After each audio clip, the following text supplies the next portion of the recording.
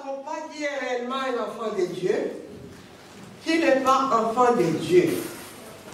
Je disais vendredi à nos bien-aimés qu'on parlait, j'ai déjà dit ça ici, on parlait avec un homme de Dieu ici les jours du mariage de nos bien-aimés. Et l'homme de Dieu me pose la question, maman Mado, la parole qu'on prêche aux enfants de Dieu va où? Parce que nous ne voyons pas des changements parmi les enfants de Dieu. Et c'est difficile maintenant de savoir qui sert Dieu et qui ne sert pas Dieu. Dans l'église, tout est mélangé. Et je lui dis, ben, je ne sais pas, c'est Dieu qui connaît. Nous devons faire notre travail, d'annoncer la bonne nouvelle. Parce que la Bible, du Genèse à l'Apocalypse, doit être prêchée. On n'a pas à soutirer les choses, oui, je vais apporter la parole, je vais dire aux gens ce qu'ils veulent entendre. Non. C'est ce que Dieu veut que nous puissions annoncer à son peuple. C'est ce que nous allons annoncer. J'ai béni le Seigneur pour ma fille Verdine, elle est tellement intelligente. Amen. De la façon dont elle a présenté la parole, et moi-même je me suis dit gloire au Seigneur. Amen. Mais beaucoup d'enfants de Dieu ne savent pas que la parole de Dieu est un couteau à deux tranchants. La parole de Dieu peut nous poignarder. Quand la parole de Dieu nous poignarde, ce n'est plus la parole de Dieu, ça devient l'affaire du pasteur. Le pasteur a mal parlé. Elle a parlé de moi parce que. Nous voulons qu'on nous dise que soyez bénis. Bien-aimés, on doit nous montrer comment est-ce que nous pouvons être bénis. Nous n'allons pas être bénis dans le péché. Amen. Et nous avons vu le vendredi, je ne vais pas y retourner, nous avons lu dans le livre de Matthieu 5, 13 à 16. Là où on nous dit que nous sommes les sels de la terre. Et le sel, c'est quoi son travail? Le sel donne du goût. Et nous sommes appelés à donner du goût partout où nous sommes. Ça veut dire que quand nous arrivons quelque part, où il y a des disputes, quand nous arrivons, nous apportons la paix. Amen. Quand nous arrivons quelque part où il y a les désordres, nous amenons l'ordre. Je m'ai dit que nous sommes la lumière du monde. Nous devons savoir éclairer partout où nous sommes. Parce que c'est Dieu qui est la lumière réelle. Si nous avons Dieu en nous, ça veut dire que nous sommes la lumière du monde. C'est ce que nous avons vu dans le livre de Matthieu. Vous pouvez aller lire à la maison. Et voilà, le sel donne du goût. Donc, comme le sel donne du goût, nous devons donner du goût et être préservés de la corruption. Les croyants et l'Église doivent et aussi être des saints exemples dans le monde. Ça veut dire que nous qui sommes enfants de Dieu, c'est nous qui sommes l'Église, non? Nous devons être exemplaires dans le monde. Des fois, le monde, quand on dit au monde que nous prions, les bonnes s'étonnent, elle aussi ou lui aussi prie. C'est parce que nous ne manifestons pas notre identité. Nous n'avons pas besoin d'aller dire aux gens que nous prions. Les gens vont réaliser cela d'elles-mêmes. Pour se dire, mais oui, mais celui-là se comporte d'une autre façon. Quand on te dira que cette personne prie, et réellement tu vas te dire, mais oui, sa façon de parler, sa façon de faire, donc on n'est pas comme nous. On nous dit qu'ils doivent résister à la décadence ainsi qu'à la corruption morale qui se manifeste au sein de la société. Bien aimé, la Bible nous dit que résister au diable et il fuira loin de vous. Si nous acceptons le diable et que nous venons, vous savez, on peut le faire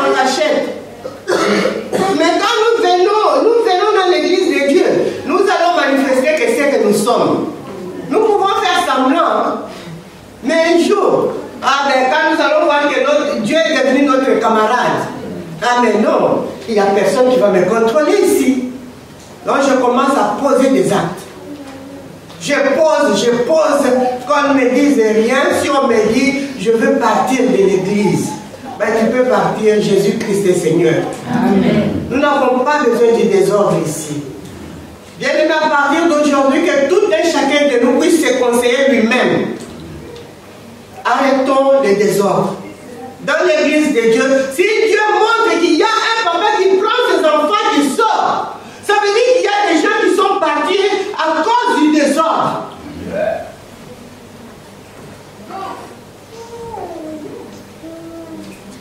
Et le désordre, c'est à quel moment? Au moment de la parole. C'est le moment où Dieu est en train de se manifester. Parce que la parole nous bénit. La parole nous délivre. La parole fait de grandes choses dans nos vies. Ne crois pas seulement que sur l'imposition de main, c'est là où Dieu va te bénir. Non, quand la parole sort, la parole de Dieu nous bénit, nous guérit. Amen. Être froid ou bouillant, c'est quoi? Ça veut dire que sur les chemins, dans les chemins de Dieu, bien dans le monde, il n'y a que deux voies. Il n'y en a pas trois. Tu ne peux pas dire que non. Moi, tel que je suis au milieu.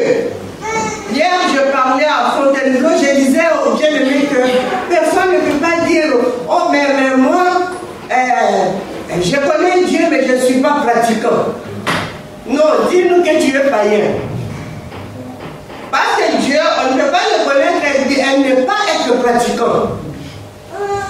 Tous les gens qui sont dans le monde connaissent Dieu. Ils savent qu'il y a un Dieu qui a créé toutes choses. Il y en a qui disent que moi je suis athée. Il y en a que moi je ne vais pas avec vos choses-là. Il y en a, mais ils ont choisi, ils ont fait leur choix. Mais toi et moi, nous avons fait aussi notre choix.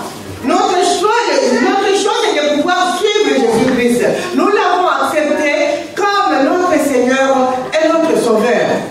Et nous n'allons pas nous arrêter que là. Donc, nous, enfants de Dieu, nous savons que dans le monde, il n'y a que deux voies. Il n'y en a pas trois. Nous ne pouvons pas dire que nous sommes au milieu. Au milieu, pourquoi? Parce que vous savez, tantôt je fais ce qui est dans le monde, tantôt je vais vers Dieu et tout et tout. Non, bien-aimé, tu dois choisir ton camp. Tu dois être bouillant ou froid. Donc être froid, ça veut dire que tu es de l'autre côté. Si tu es bouillant, ça veut dire que tu es un enfant de Dieu. Tu écoutes la parole de Dieu, tu essaies de mettre la parole de Dieu en pratique, parce que beaucoup disent que la parole de Dieu est difficile à mettre en pratique. La parole de Dieu devient difficile à mettre en pratique si nous nous plaisons du péché. Alléluia. Si nous ne nous plaisons pas dans le péché, vous allez voir que deux fois la parole de Dieu n'est pas difficile. Elle est bonne même, afin que nous puissions marcher selon les préceptes de Dieu.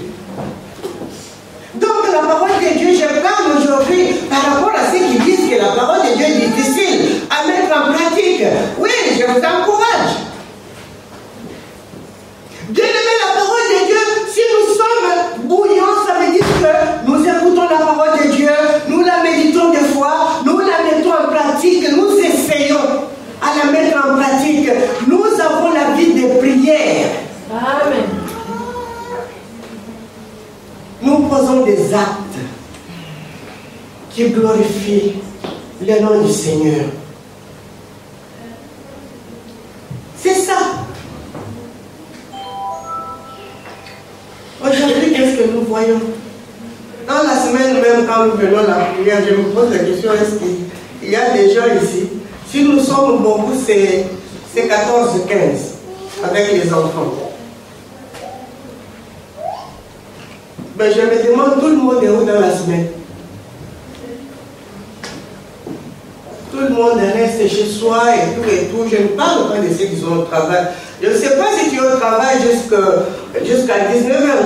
Les gens qui travaillent dans les hôpitaux, qui travaillent dans les maisons de retraite ou avec des enfants loin. Oui, là, ça se fait comprendre. Mais des fois, nous quittons notre travail, nous savons que c'est les jours de la prière. Je vais aller me ressourcer.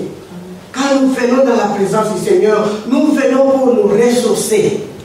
Quand nous nous ressourçons, dès que nous allons sortir ici, nous allons mettre en pratique ce dont nous avons appris dans la présence de Dieu. Ce n'est pas mauvais d'être un enfant de Dieu du dimanche. Que Dieu te bénisse. Parce que toi, pour toi, c'est le dimanche qu'il faut aller louer le Seigneur. Et le dimanche, même tu viens avec les désordres dans l'église. Voilà comment tu es un enfant de Dieu. Si tu es bouillant, bien-aimé, ça veut dire que quand tu as un programme pour la gloire de Dieu, toi, tu ne peux pas t'asseoir et oublier. Oh, tu es devant ta télé et en train de regarder, de changer de chaîne. Tu regardes le fait de l'amour, ce n'est pas bon. Santa Barbara, ce n'est pas bon. Tu vas voir le match, tu vas voir si c'est quoi. Il y a des amoureux là-dedans. Si on te pose la question de ce qui se passe à la télé, tu connais tout. Mais si on te dit de nous expliquer la parole de Dieu, un passage seulement, tu ne connais pas. Alors que tu as 5 ans, 10 ans dans le Seigneur. Bien-aimés, nous devons être bouillants dans les choses de Dieu. Nous devons être sensibles dans les choses de Dieu. Mettre Dieu à sa place. Ça veut dire que Dieu doit prendre la première place dans notre vie. Si Dieu prend la première place dans notre vie, c'est là où nous allons lui demander les choses et il va accomplir. Mais si toi tu as mis le monde en première position et tu vas vers Dieu demander que Dieu ne te donne pas, tu dis que Dieu est mauvais, ou bien le pasteur est sorcier, ou bien il y a un frère ou une sœur qui t'a bloqué, ou bien ce sont les esprits méchants, c'est toi-même qui es le vrai ou la vraie sorcière. Ne cherche pas des sorciers ailleurs. Parce qu'avec nos bien-aimés dans nos cellules, nous avons vu que nous devons nous attacher. Christ est le cep et nous sommes les sarments. Le sarment s'attache au cep pour pouvoir produire des fruits. Alléluia. Voilà ce que nous sommes. Notre attachement au Seigneur. Notre attachement au Seigneur, ce n'est pas quelque chose de tantôt. Ah, tantôt, ben, quand j'ai le temps, vous savez. Ah, je n'ai pas le temps. Vraiment. Toi, tu as tellement de choses. Tu vas faire les choses de Dieu quand tu voudras. Mais aujourd'hui, j'ai le temps, vous savez, bon. Aujourd'hui, je peux aller à l'église prier.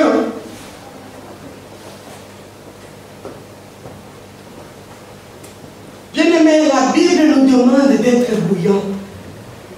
Le Seigneur nous dit que si tu n'es pas bouillant, ni froid, je te vomirai de ma bouche. Ne te dis pas que moi je suis tiède. Je suis au milieu. Des fois je fais la volonté de Dieu. Des fois je ne peux pas le faire parce que vous savez, la chair est faible. N'importe quoi. Il y a que la chair qui est faible. Mais la chair n'est pas faible quand il y a l'Esprit de Dieu. Amen. C'est l'Esprit de Dieu qui prime. C'est l'Esprit de Dieu qui conduit. C'est l'Esprit de Dieu qui convainc du péché. C'est l'Esprit de Dieu qui conduit la chair. Parce que toi tu as mis la chair avant, devant l'Esprit. Mais la chair va te conduire. C'est comme ça que la chair est faible. La chair devient faible quand on n'a pas la vie de prière non plus. Quand on ne médite pas la parole de Dieu non plus, la chair devient faible. Donc nous devons être bouillants. Bouillants, lire la parole de Dieu. D'abord, exercer notre foi dans le Seigneur. Lire la parole de Dieu, avoir la vie de prière. Poser des actes qui glorifient notre Seigneur. Voilà ce que nous devons être. Si nous ne faisons pas cela, le Seigneur va nous vomir. Il va nous vomir des églises tièdes. C'est même le monde. Donc il va dans le monde, ils vont prendre ce qui est dans le monde pour venir exercer cela dans l'église. Bien aimé, ce n'est pas ça. Si c'est notre cas, arrêtons. Elle professe le christianisme alors qu'en réalité, elle est spirituellement misérable et pitoyable.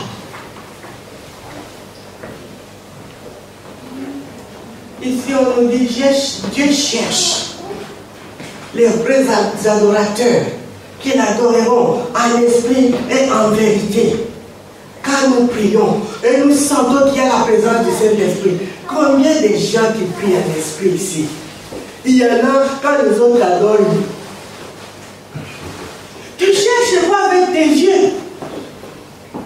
On a dit que si tes yeux est une occasion de chute, coupe, enlève ces yeux-là. Ça veut dire ferme-le. Au moment de l'adoration, réalise la présence du Seigneur. Et ton cœur vers lui. Même si tu n'as pas beaucoup de mots, tu vas voir que ça va venir. Parce que c'est le Saint-Esprit qui adore. La Bible nous dit que quand nous sommes dans la présence du Seigneur, nous ne savons pas quoi demander. Mais le Saint-Esprit intercède pour nous par des soupirs inexprimables. Alléluia. Et toi, quand tu adores le Seigneur, tu fais comment? Vous savez, même si tu es rempli de l'Esprit Saint, quand tu adores et que tu ouvres les yeux en regardant les autres, la distraction arrive. L'Esprit de Dieu va s'arrêter. Donc, nous devons nous exercer à pouvoir faire la volonté de Dieu. N'allons pas, ne mélangeons pas les choses de Dieu avec le monde. Ne venons pas, n'allons pas dans le monde, prendre les choses du monde. Quand je parle de ça, je connais des choses. Et je vais commencer à dire cela. Même avec des responsables, depuis que l'année a commencé, on n'a pas fait la réunion des responsables. Je suis en train d'observer encore. Et encore.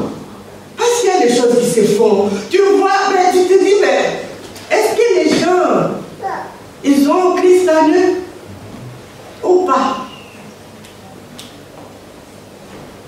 N'allons pas prendre ce qui est dans le monde pour amener dans l'église. Si tu veux être dans le monde, il y a aussi des poids, de ce que vous appelez les musiques. Tu peux adhérer là-bas. Là-bas, tu vas trouver. J'ai aimé tout à l'heure, l'équipe de louange a dit, ne me cherche pas dans les songi, parce que Dieu a déjà changé mon adresse. Ne me cherche pas dans les insultes, que j'insulte les gens. Ne me cherche pas dans des complots inutiles. Comploter contre l'église de Dieu. Nous voulons diviser l'église de Dieu. Nous voulons prendre notre part. 2, 3, 4, nous sommes là. Nous là et nous sommes. Vous cherchez quoi?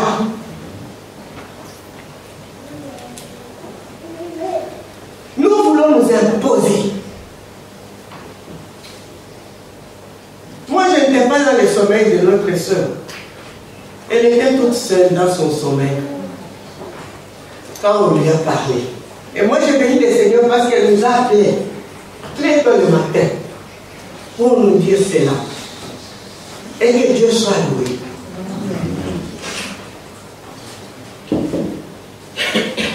Bien-aimés, cherchons que l'église de Dieu puisse aller de l'avant. Cherchons que les âmes de Dieu qui viennent puissent se demeurer dans l'église de Dieu. Vous savez, quand les âmes viennent, quand toutes les âmes qui viennent du dehors, surtout ceux qui ne connaissent pas le Seigneur, quand ils viennent dans l'église, ils croient que tout le monde qui est dans l'église est saint. Comme ces gens-là ont la vie de sanctification. Mais quand ils vont commencer à voir des choses, il y en a qui chassent les gens à côté d'eux. Tu ne t'assois pas, il y a des trous. Mais c'est quel esprit qui est en toi,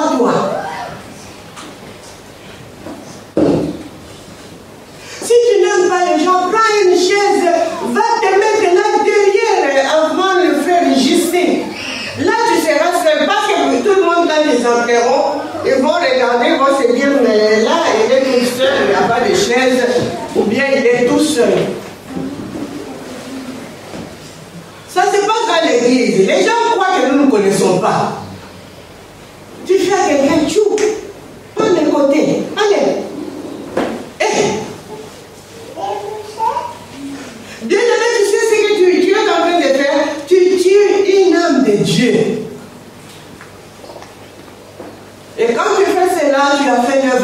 misérable.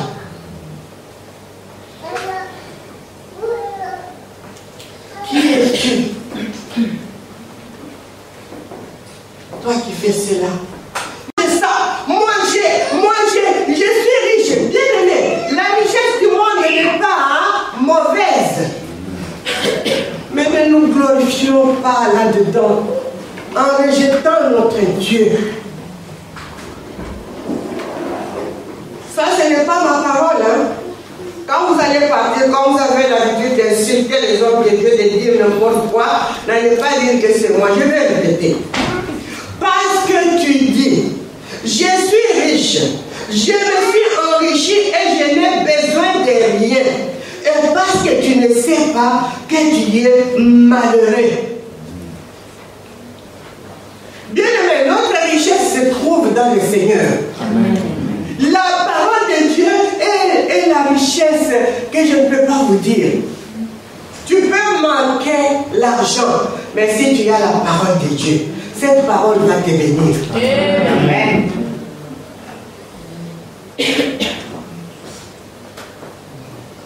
Avoir la richesse du monde, ce n'est pas mauvais. Des fois, c'est Dieu lui-même qui nous bénit. Mais ne nous glorifions pas dans ces choses-là pour nous dire que nous sommes riches et nous abandonnons. Oh Dieu, nous n'avons plus besoin de Dieu et tout et tout. Non, non, nous avons besoin de Dieu. Par contre, quand je suis riche, c'est là où je vais persévérer encore dans le Seigneur. Amen. Parce que Dieu m'a fait enlever de la pauvreté pour m'amener à la richesse. Et j'ai beaucoup de choses. Ce Dieu-là, je ne peux pas l'oublier.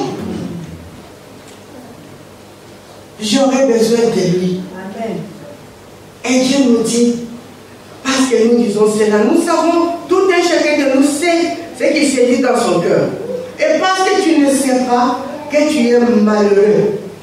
Bien aimé, combien de riches qui ont l'argent, qui ont des biens matériels, mais qui sont malheureux. L'argent ne fait pas le bonheur. Amen. Ni le matériel ne fait pas le bonheur. Mais la parole de Dieu fait le bonheur. Amen. Quand nous avons Dieu lui-même en nous, oh bien-aimé, moi que vous voyez là, moi partout je passe, on me dit que toi tu as beaucoup d'argent. Hein? Et moi j'accepte et je dis jamais. Amen. J'ai l'argent. L'argent en moi c'est Jésus-Christ. Il dépasse même l'argent. Parce qu'il y a des gens qui ont beaucoup d'argent mais qui sont malheureux. Qui ne dorment pas toute la nuit, ils pleurent. Il y a des démons qui les visitent. Il y a des esprits de chant qui leur réclament des choses. Alléluia. Hey, moi je dors paisiblement. Je ne sais pas quel jour où est-ce que l'ennemi m'a visité la nuit. Parce que la nuit, moi j'appelle l'armée de Dieu. Et quand l'armée de Dieu est là en train de sillonner, en train de veiller, ben je ne sais pas quel esprit qui viendra.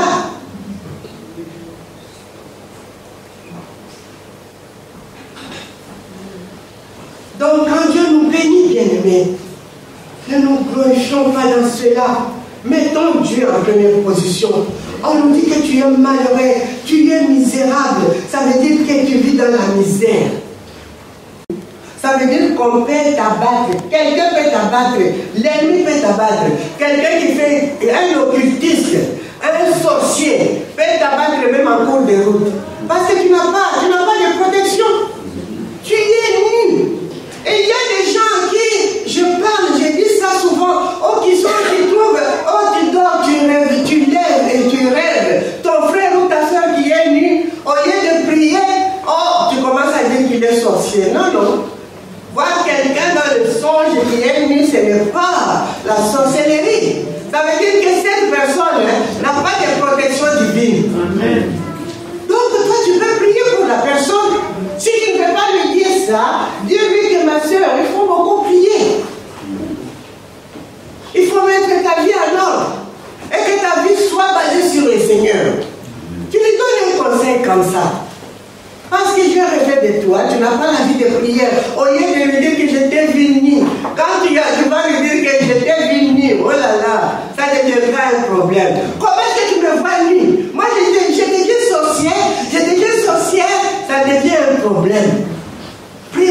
personne. Et si tu t'approches, donne des bons conseils. Avec sagesse. Alléluia. Amen. On peut reprendre quelqu'un avec sagesse. Sans pourtant lui dire, voilà, mais tu nous parles avec sagesse. Et la personne va comprendre, il va prendre ça en bien. Et on nous dit, je te conseille d'acheter de moi de l'or éprouvé par le feu. C'est le Seigneur qui parle.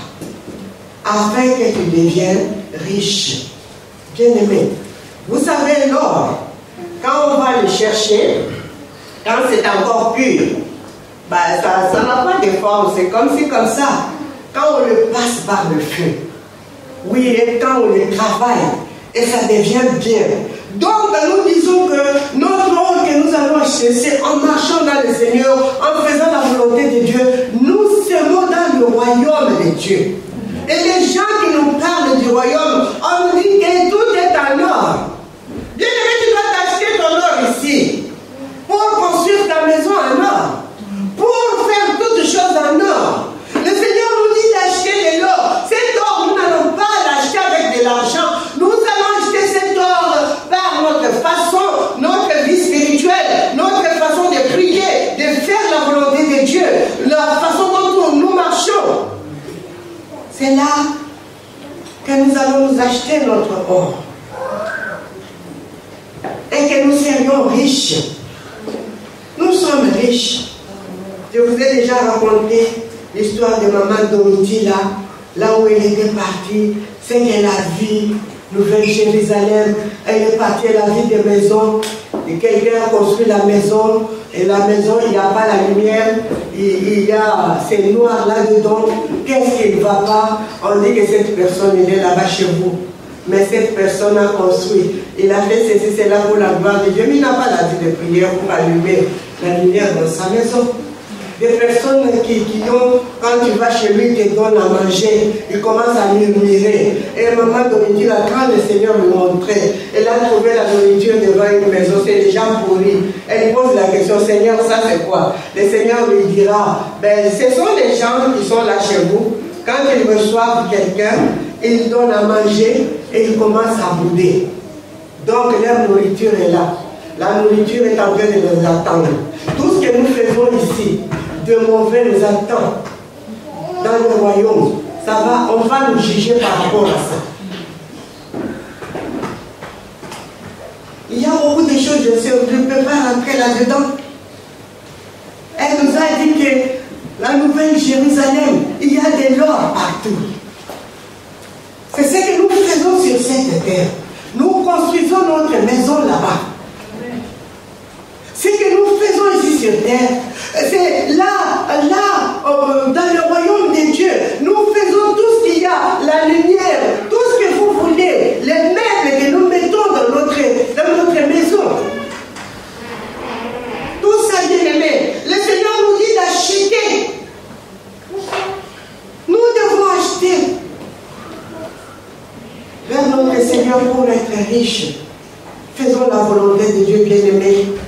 Et des vêtements blancs. Dieu nous a enlevé les vêtements que l'ennemi nous a fait porter. Cette robe noire qui symbolise le péché. Quand nous étions dans le péché et tout, il nous a pardonné. Nous sommes devenus ses enfants. Nous devons chercher notre robe blanche. C'est la vie de sainteté, la vie de sanctification.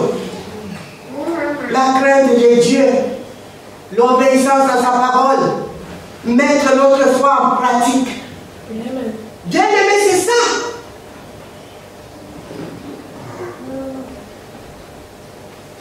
Tu dois chercher les vêtements blancs afin que tu sois vêtu et que la honte de ta nudité ne paraisse pas. Et que la honte de ta nudité ne paraisse pas. Ça veut dire que quand nous allons chercher nos vêtements blancs, nous allons nous vêtir de nos vêtements blancs. Et quand nous péchons, peut-être ça sera taché quelque part. Si c'est taché quelque part, quand nous allons vers lui pour lui demander pardon, il lave cet endroit où tu avais taché. Mais bien aimé, maintenant quand tu es nu, ça veut dire que tu n'as ni robe noire, ni une robe blanche. Tu es tourné là. Donc tu n'as pas d'endroit. Tu es perdu. N'importe qui peut te faire n'importe quoi. Donc cherchons à voir nos vêtements blanches afin que notre nudité ne paraisse point. Et la Bible nous dit, et un collier pour ouvrir tes yeux afin que tu vois. Le collier, ça traite les yeux, ça lave les yeux. C'est un produit qu'on met dans les yeux. Donc tout ça sont des choses spirituelles. Ne va pas t'acheter un collier aujourd'hui, tu vas aller à la pharmacie demain pour aller chercher un collier et pouvoir te mettre dans les yeux. Je voudrais, non bien aimé, un collier spirituel. Afin que tes yeux soient ouverts, que tu puisses contempler la gloire de Dieu. Parce que tu es aveugle. Si Dieu t'ouvre les yeux, si les yeux sont ouverts, Dieu va commencer à te montrer des choses comme il a montré à notre sœur. Et au verset 19, on nous dit, moi, je reprends et je châtie. Tout ce que j'aime est donc du zèle. Et réponds-toi. C'est Dieu qui parle. Moi, je reprends et je châtie tout ce que j'aime et donc du zèle. Et réponds-toi. Dieu nous répond par sa parole. Bien aimés, si nous n'avons pas du zèle pour pouvoir servir le Seigneur à partir d'aujourd'hui, nous devons avoir du zèle pour pouvoir servir notre Dieu. Et nous voyons ici, qu'est-ce que j'avais marqué pour le verset 17-18. Christ avertit solennellement l'Église qu'il condamne les tiédaires. Qu'il condamne les tiédaires. Voilà. Et au verset, après on nous dit, il invite sincèrement l'Église à se repentir et à être rétablie dans la foi, la justice, la révélation et la communion avec lui. Donc, bien aimé, avoir des ailes, c'est ce qu'on nous dit. Nous devons nous repentir d'abord de ce que nous avons fait auparavant. Nous devons nous repentir dans notre foi. Et nous devons, et dans la justice. Et puis, dans notre révélation. Et nous devons avoir la communion avec notre Seigneur. Entrons en communion. Nous avons vu avec nos bien-aimés, avec qui nous étions dans nos cellules, dans toutes nos cellules, on a partagé la même parole. Pour nous dire que le sarment qui est retranché du cèdre est fait comme un retranché, non? Dieu va le retrancher parce que Dieu est le vigneron. Il prend soin du champ des vignes. Il les monte pour que ça puisse produire le fruit. Mais maintenant, les sarments qui se détachent du cèdre, Dieu le coupe et on les met là, ça sèche et c'est bon pour le feu. Donc, bien aimé, quand nous faisons cela, quand nous sommes tièdes, nous nous reprochons. Nous sommes plus attachés du Christ. Nous nous sommes éloignés du Christ. Et quand nous sommes éloignés du Christ, le Christ ne peut rien faire. C'est là où nous disons que nous attristons le Saint-Esprit. Le Saint-Esprit ne peut pas, il est attristé. Quand il est attristé, il peut nous quitter aussi. Nous devons faire plus vite pour retourner dans le chemin du Seigneur. Donc Dieu peut nous châtier, peut nous reprendre. C'est parce qu'il nous aime. Et nous devons avoir du zèle dans tout ce, avoir la vie de prière, lire la parole de Dieu, que notre foi soit fortifiée. Oh, nous devons être fortifiés dans notre justice, dans la révélation. Nous devons être en communion avec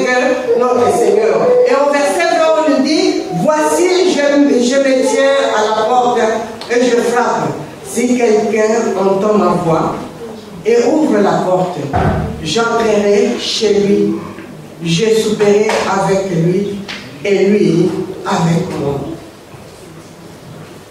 Si quelqu'un entend ma voix, le Seigneur nous parle cet après-midi de pouvoir entendre sa voix. Si nous entendons sa voix, Dieu nous parle tantôt d'une manière, tantôt d'une autre. Il nous parle dans sa parole, il nous parle par des songes, il nous parle par la prophétie. Donc, si nous entendons sa parole, nous n'avons pas à endurcir les cœurs. Il se tient à la porte, il a dit. Cet après-midi, nous allons nous repentir. Parce que la soeur, quand elle-même, elle m'a dit, elle m'a parlé de ce songe-là, elle m'a dit que j'ai vu de l'autre côté, il y avait la pancarte qui était marquée, là-dessus c'était marqué le sang de Jésus. Et quand on parle du sang de Jésus, le sang de Jésus fait quoi? Nous purifie. Donc nous avons besoin de nous repentir, Bethesda. Tout un chacun de nous connaît ses œuvres. Tout un chacun de nous connaît ce qu'il fait en cachette. Cet après-midi, ce n'est pas l'histoire de dire, ben celui qui est détaché au Seigneur, venez ici. Tout le monde va se repentir. Parce que nous allons commencer un nouveau marche avec le Seigneur. C'est qu'on nous a dit là, moi j'ai vu ça de mes yeux comme ça.